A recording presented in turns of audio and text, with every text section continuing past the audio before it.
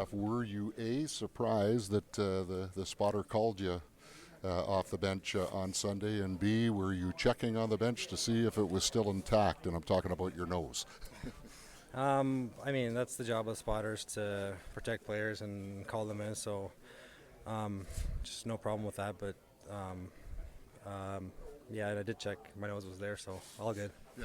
After you had the hit on Aho, it seemed like Carolina was paying particular attention to you. Did you get that sense as well?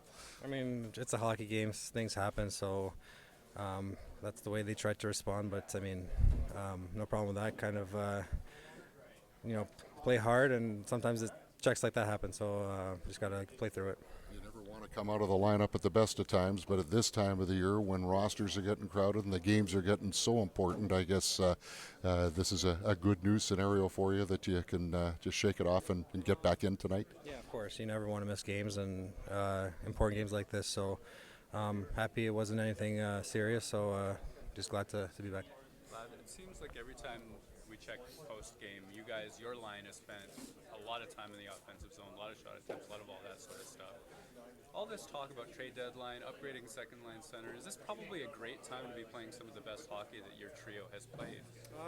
Yeah, I think we're getting a lot of chances, but we haven't been scoring, so we need to kind of get through that little slump and start putting pucks in the net. But you kind of try to not read into all that stuff that's being said in media and stuff like that, and just kind of go out there and play. And I think, as I said, we've been getting a lot of chances, but we just got to start capitalizing on them. What do you see that's kind of the next step between all that control that you have, the chances that you have, and then burying? It's hard to say. I think sometimes it's how hockey goes. You miss open nets, you hit posts, and sometimes you just need a little bit of luck. And I think once all that starts happening, it'll start being good.